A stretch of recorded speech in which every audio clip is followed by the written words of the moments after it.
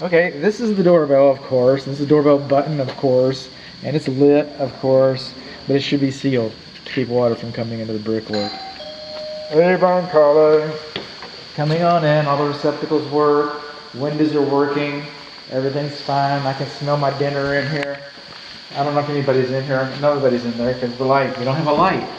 We don't have a light in here. The GFCI did work. So this is the half bath, the guest bath, moving all along. This is the kitchen. This is not 10 inches. So this overhang is acceptable. However, this receptacle outlet is not supposed to be recessed more than 6 inches. Not supposed to be recessed more than 6 inches. Even though this says GFCI protected for your refrigerator, and it should be GFCI protected, but it's not. We're coming across here. We got 350 in the oven. That's a good thing. I'm gonna turn that off. Okay, everything's good. It's got an anti-tip device. Now, code says that this should not be any farther from here than 24 inches, right? So we go over here, and it's not 24 inches. So, but that's what code says. The manufacturer's installation instructions. Let's turn it right in here. They tell us 30 inches to the top. Manufacturer's installation instructions supersedes code. Alright? So we come along here, go in here. 30 inches is what we're looking for. And we got 34 inches. There's 31 under my thumb. That's 34 inches. So that meets code requirements. That meets code requirements. Let's turn the light on. Yay! Turn the fan on. We got a fan. Sure do. It'd be nice if it sucked. And it does. Alright, so we'll turn you on, off. Come on. We're getting there. Low fan, up, inner clock, no clock. Coming along here. This is the vent going out, and against the back of the cabinet. Against the back of the cabinet, we should have a fire blocking plate there, and we do not have that. So it's high enough, but we don't have. And the fan works like it's supposed to, but we do not have a fire blocking plate. Coming along here. Get a little water on the subject. We've been playing in the kitchen a little bit. Alright. There we go. I want to see if this microwave works. There's a lot of crumbs in here. This is a used microwave. Just saying. I'm not blaming anybody. I'd use it too. But somebody's been using it. So, it's called Magic Lights. It's called Magic Lights. I won this at an association meeting because I was the smartest kid in the room. But anyway, it's there. It's supposed to blink on. It's supposed to go on and off. Check that out. So we do cook time, do 15 seconds, hit start here. The wheel goes around and around. And look at there. You might as well quit right now. Everything else is anticlimactic. That's the whole show. You got the Magic Light show just to go on. You know how I know it's working? You see the steam coming off of that wet paper? That's how I know it's working. Hot, hot. Okay. There we go. Got somebody calling me. Oh, a word from our sponsor. So when this home was built, when this home was just a baby in the builder's belly, all these receptacle outlet boxes were moved out so the drywall would go flush to it. All the light switches, all the receptacles. And then the builder came in and he added this splashback. Alright? And so when that happened, now that brought the whole surface, the wall surface out.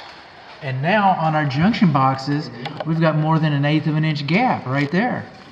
And so what should have happened is that a spark suppressor ring should have been installed. Okay? A junction box extender should have been installed. And tradesmen, they call them goof rings because that's what they think about them, but they cost about $3. So that's like 9, 18. All right, they're going to charge you tax. That's how they get you. You're not going to be. But for like $20, it could have been done right. For just $20, it could have been done right. That's what I'm saying. So yeah, that's not supposed to be like that. And by the way, that's kind of dirty inside of there too. Should have been cleaner. Should have been cleaner. Moving on along here, coming through, all the receptacle outlets are working. I'm feeling good about this. I come in here, and just like the refrigerator does not have GFCI, well, look at here. It says GFCI. Just because it says GFCI, let's just inquiring minds want to know. Well, look at there. We don't have GFCI in the primary bathroom. Oh, surely we got it. Well, if we don't have it over there, it's on the same circuit. I don't know what's going on. I do not know what's going on. Moving on along here, we're in the laundry. Okay, it's 4-prong electric. This clothes dryer vent, it should have been labeled how long it is, so when you buy your clothes dryer equipment, you know that it's got enough oomph to push the lint up and out and away. You know, this is GFCI protected. This is GFCI protected. Our drain hasn't been knocked out. Our drain's not going there real good right now. So we got that. All right. So where are we at? Okay, no GFCI in the primary bathroom.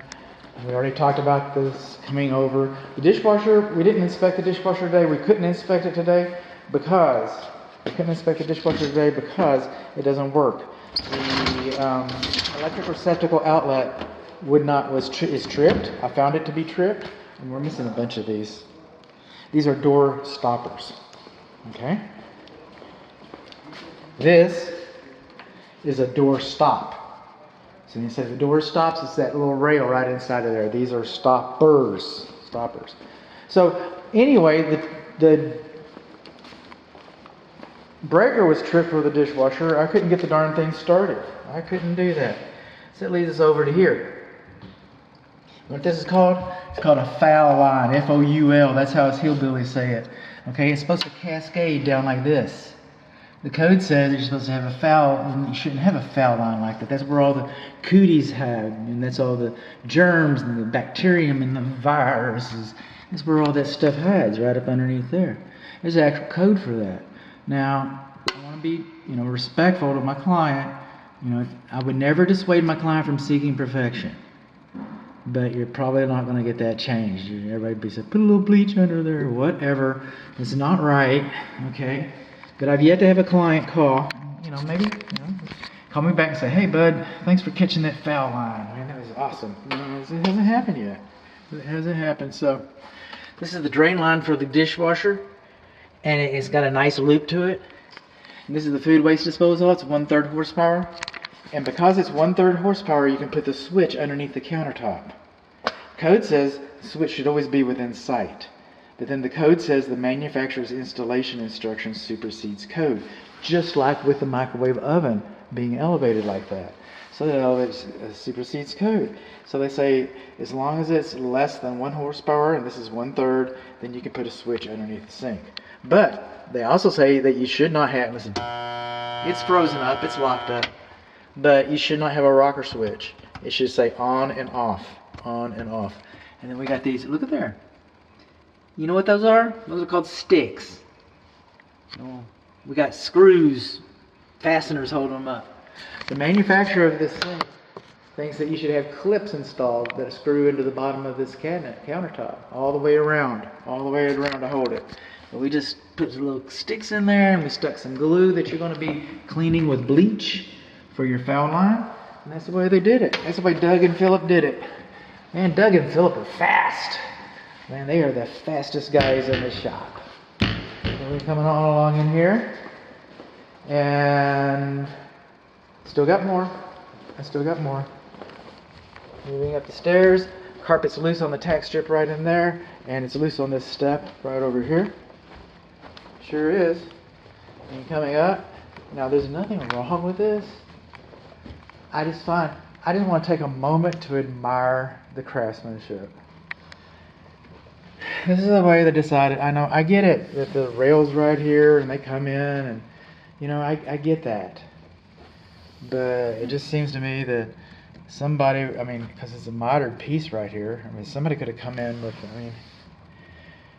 I don't know. I'm not the journeyman, carpenter that's in charge of this thing. I just find it unusual. I'm just sitting here dwelling on it. Coming over here. This receptacle outlet doesn't work. This one doesn't work. There's no power. That one doesn't work. It doesn't have doesn't have blue tape on it. But we can do this. You can watch me work. You can see my method. Okay. Doesn't work, doesn't work. No juice coming to any receptacle outlet. Wait a minute, this one I'm not sure about. That one works, all right? Check this out. This one doesn't work. This one works. See? Doesn't have the blue tape. Doesn't have the blue tape. Doesn't work, doesn't work. Any one you want to try.